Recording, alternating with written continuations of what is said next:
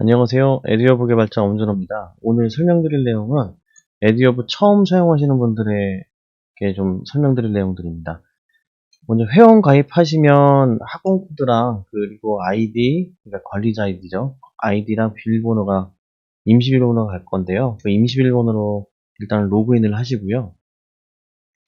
그럼 이제 새로운 비밀번호를 이제 작성을 하시면 됩니다. 전 간단하게 뭐 4자리 숫자로 이렇게 비밀번호를 만들겠습니다. 그래서 실제 사용하실 비밀번호로 변경을 하시고요. 그 다음에 다시 변경한 비밀번호로 다시 로그인을 해주세요. 실제 사용하실 비밀번호겠죠. 네, 그게 처음에 이제 라이센스 코드가 입력이 안 돼 있는 경우에는 라이센스 코드를 입력하라고 나오는데요.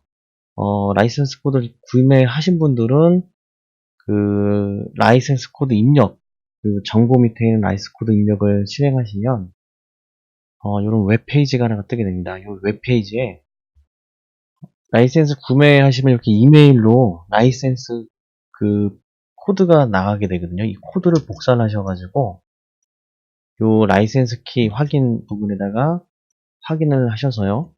그리고 학원 아이디 넣으시고 오늘 날짜부터 지금은 30일 라이센스로 100명인데요. 요걸 이제 오늘 날짜부터 하겠다. 그래서 라이센스 코드 적용하기 버튼을 누르면은 이제 라이센스가 적용이 된 겁니다. 이렇게 하시면 이제 라이센스가 완전히 적용이 된 거고요. 이제 라이센스가 이제 31일 남았어요. 하루는 제가 더 줍니다. 30일 구매하셔도 31일을 드려요. 자, 이제 맨 처음 하실 작업은 학생을 등록을 하는 건데요. 그 학생 등록은 방법이 두 가지입니다. 첫 번째, 학생 관리 버튼 누르시면 이게 기본적으로 학생들 정보를 입력하는 란인데요. 여기에 학생 이름이라면요. 예를 들어서 홍길동 학생, 학생 전화번호는 010-1234-5678로 하고요.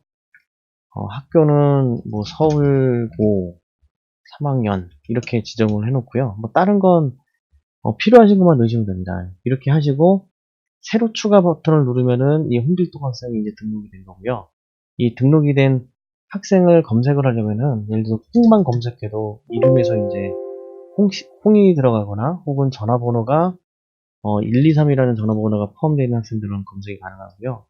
만약에 별표, 즉 Shift 키 누르고 8번 버튼 누르면 이제 별표가 나오는데 이 별표를 검색하게 되면은 등록되어 있는 모든 학생들 목록이 왼쪽에 쫙 뜨게 됩니다. 예를 들어서 홍길동 2라고 해놓고 서울고 2학년이고 얘는 전화번호가 78이 아니고 79로 바꿔놓고요. 새로 추가기를 누르면 2명의 학생이 있겠죠. 그러면 별표를 누르고 검색을 누르면 모든 학생들이 다 뜬 거고요. 예를 들어 2를 검색하면은 홍길동이라는 이름에 2가 있기도 하고요. 실제로 홍길동 1의 전화번호에 또 2가 있기 때문에 2를 검색하면 2명이 다 뜨게 됩니다. 근데 만약에 7, 9를 검색하게 되면은 전화번호에 7, 9가 있는 학생은 홍길동 2밖에 없기 때문에 이렇게 검색이 가능합니다. 학생 수가 많지 않은 경우에는 이 창에서 그냥 한 명 한 명 등록해도 괜찮고요. 학생 수가 많다면은 이 데스크 업무 밑에 학생 정보 파일로 올리기라고 있어요. 학생 정보 파일로 올리기를 클릭하신 다음에 엑셀 파일로 학생을 명단을 만들고 바로 한 번에 올리는 작업이거든요. 맨 처음에 하실 게 이 엑셀 양식 다운로드 하기 버튼을 누르시고 그 엑셀 양식이 이렇게 하나가 뜨게 되는데요. 이 양식에 맞게끔 자, 이 양식에 맞게끔 학생 이름이나 학교나 휴대전화번호 이런 거 이제 중요한 건 이름과 학교와 학생 휴대전화번호, 부모 휴대폰 번호고요. 남자냐 여자냐 이런 거는 크게 중요하진 않은 것 같아요. 그래서 이제 만약 학생 수가 많은 경우에는 예를 들어서 김철수라는 학생이 있는데 이 학생 전화번호는 1234 12340 그리고 김철수 2도 있는데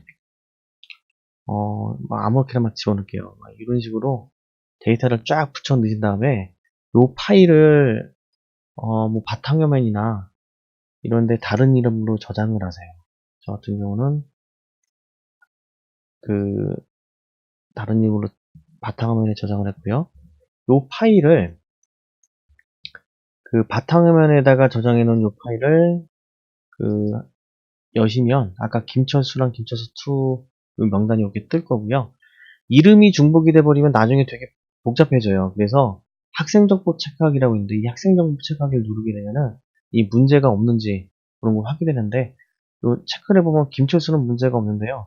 이 김철수2는 요 체크 결과에 최초 상담 일자가 없다고 나오는데요. 별로 중요한 메시지는 아니에요.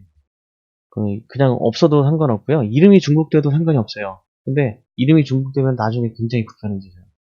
그래서 이름이 같은 학생이 있으면 만약에 학생정보 체크하기에 예를 들어서 저희가 홍길동을 추가해 볼게요. 그래서 홍길동을 추가해서 학생정보 체크하기를 누르게 되면은 학생 이름 중복이라고 뜨게 될 거예요. 그러면은 이 학생 같은 경우는 홍길동 밑에다가 숫자를 더 붙여주시는 게 좋아요. 물론 안 붙이고 그냥 올리셔도 되는데 나중에 굉장히 불편해요. 이건. 그래서 최총 상담 일자는 중요치 않고요. 그래서 이제 올려야 되겠다 하는 학생들은 이 위에 버튼을 누르면 다 선택이 되는데요. 이 상태에서 선택된 학생 정보 서버에 올리기 이 버튼을 누르면은 이름이 중복이 되든 안 되든 간에 아무튼 간에 다 올립니다. 그래서 지금 3명의 학생을 추가를 했고요. 다시 학생 관리 버튼을 누르신 다음에 이번에 별표를 다시 눌러보게 되면은 별표를 검색해보면은 이제 학생들이 쫙 뜨게 되겠죠. 그리고 이 학생 명단은 데스커먼 밑에 있는 학생 명단에서도 확인이 가능한데요. 지금 전화번호가 010-1234, 1234랑 뭐 1234, 5678 이런 식으로 돼 있죠. 자, 일단 학생은 이렇게 등록하시고요. 그 다음에 이제 시험을 등록한 다음에 이제 OMR로 채점하는 거, 그거까지가 이제 좀 많이들 쓰실 부분이니까 그거 설명드리면요. 시험 출제는 시험 출제 툴 밑에 시험 출제 관리 도구라고 있어요. 요거를 클릭하시면 이렇게 이제 왼쪽에 아래 한글 창이 뜨게 됩니다. 그래서 마찬가지로 별표를 검색하게 되면은 등록되어 있는 모든 시험들이 다 뜨게 되는데요. 일단은 제가 새로 만들 거니까 새로 만들 시험 이름은 여기 요 밑에다가 쓰시면 되고요. 예를 들어서 테스트 시험지라고 정의할게요. 시험지 1 이렇게 해놓고요. 일단 채점할 때는 시험명이랑요. 시험을 구분하기 위한 시험 이름이랑 그리고 정답이랑 배점 요거만 중요하고요. 시험 이름은 테스트 시험지 1으로 하고 정답은 이렇게 누르시면 된다. 아래 한글 같은 경우는 정답을 쫙 뽑아주긴 하는데요. 그건 나중에 생각하시고요. 일단 정답을 이렇게 입력을 좀 할게요. 그래서 제가 20문제 6번 객관식이니까 이렇게 정답을 엔터를 쫙 치시고요. 배점은 요 배점 자동 계산이라는 게 있는데 이 버튼을 누르게 되면은 이 배점도 1번 배점은 5점, 2번 배점 5점, 3번 배점 5점 이렇게 되는데 정답 개수가 20개니까 문항 개수도 20개가 될 거고요. 자동 계산을 누르게 되면 점수 배점이 100점이 되게끔 배점을 자동으로 계산을 합니다. 만약에 지금 20문제니까 한 문제당 5점씩 되는 거고요. 만약 21문제면은 100 나누기 21 이렇게 하면은 나눠 떨어지지가 않죠. 그러면은 뒤에 있는 문제들이 그 앞에보다는 점수가 높아져요. 그러니까 6번부터 21번까지는 쫙 5번이 되고 요 5개만 4점이 되겠죠. 그래서 아무튼 간에 합은 100점이 되게끔 이렇게 자동으로 계산하는 겁니다. 21문제짜리 시험지로 제가 해놓고요. 그 다음에 요 시험 추가 및 정보 수정하기 버튼을 누르면은 요 시험이 등록이 되는 겁니다. 그리고 이제 요 위에 뜨게 될 거고요. 이 왼쪽에 이제 그 시험지 파일 올리는 것들은 나중에 좀 생각을 하시고요. 일단 시험은 이렇게 등록하시고요. 이제 요 시험은 시험 고유 번호가 1번이에요. 자, 만약에 제가 이 시험지 파일을 등록을 해놓고 한글 파일이나 PDF 파일로 등록을 해놓고 그리고 시험명 선택 시 시험 파일 열기를 체크한 상태에서 시험지를 클릭하게 되면 이렇게 시험지 위에다가 시험 고유번호를 찍어주게 돼요. 그래서 이 상태에서 학생들한테 시험지를 인쇄해서 주시면 되는 거고요. 그럼 이제 학생이 시험지를 받으면 시험 고유번호가 시험지 위에 찍혀 있으니까 이제 이제 자기가 보는 시험이 몇 번 시험지인지를 알게 됩니다. 자, 그리고 이제 OMR 양식은 이 테스트 관련 밑에 OMR 양식 다운로드하기라고 있어요. 이걸 클릭하시면 어디다가 저장할 건지, 양식 어디다 저장할 건지가 나오는데요. 전 이미 있어가지고, 일단 다 열어보면 이렇게 파워포인트 파일로 OMR 양식들이 있습니다. 그래서 제일 많이 사용하는 게 이제 요 수학 모의고사 같은 경우는 요 첫 번째 양식을 사용하시면 되고요. 그리고 이제 그 150문제짜리 OMR이 있어요. 보기 문항은 이제 1번부터 5번까지가 있고요. 만약에 이렇게 뭐 150개까지 필요 없다, 그럼 이렇게 지우시면 돼요. 자, 이렇게 지우시고 학원 로고 같은 것도 지우셔도 상관없고요. 지우시면 안 될 게 요 가장자리에 있는 네모들은 지우시면 안 돼요. 요 네모들, 요것도 뭐 지워도 상관없을 것 같은데요. 아무튼 요 끝에 있는 네모들은 안 지우시는 게 맞고요. 요거를 이동시키시면 안 돼요. 자, 만약 이동시키시거나 아니면은 그냥 기존에 사용하던 OMR 사용하고 싶으시면요, 그 전화를 주세요. 전화 주시면은 어떻게 하는지 제가 말씀드릴게요. 사용 계정이 OMR이라고 있는데요. 그거 하는 방법 알려드릴게요.